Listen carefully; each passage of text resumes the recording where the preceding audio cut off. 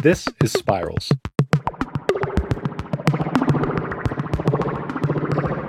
It's a Max for Live device that uses a combination of phase dispersion, delay, and diffusion to make an effect that's inspired by the distinct sound of classic spring reverbs. You might ask, why go through all the trouble to design one of these when plenty of them already exist, or we can even just use any old convolution reverb and load up one of the hundreds of spring reverb impulses that we can find online?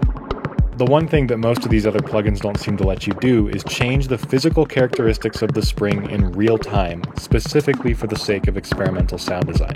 And that's the real reason I made this device. All parameters can be adjusted, allowing you to morph in real time through varying degrees of spring tension, spring length, overall tone, and frequency response.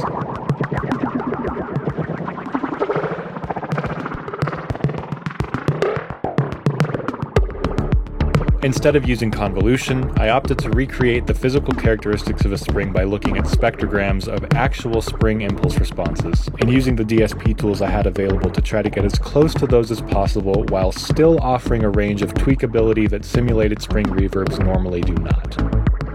So here's how it works. An incoming sound is fed through an initial high-pass filter to cut out some of the low frequencies, and then that signal is sent into two separate parallel processors. One processes only the high frequencies, and the other processes only the mids and lows.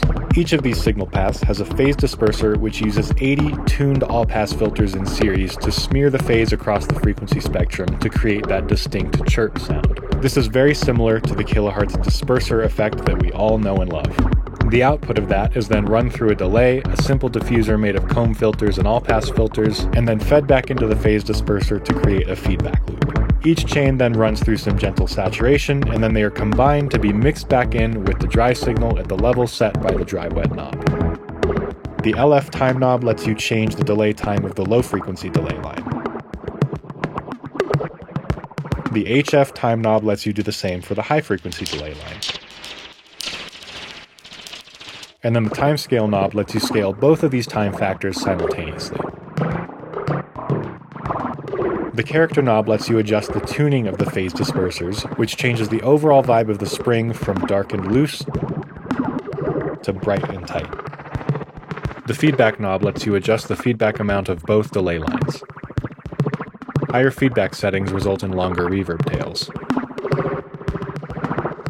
Now, before I encourage you to go pick up a copy, I do want to include one disclaimer about this device. There is a reason that algorithmic spring reverbs are uncommon. They aren't the lightest on the CPU, unless you're a math wizard and programming god, which I am not. And in the case of this specific device, the load time can be a bit long.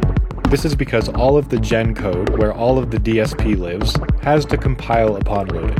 On my M1 MacBook Pro, this takes about 15 seconds. It's not the end of the world, but it is something I want you to be aware of before you buy it. With that being said, I'm really happy with how this one turned out, and I'm really excited to share it with you guys and see how you end up using it.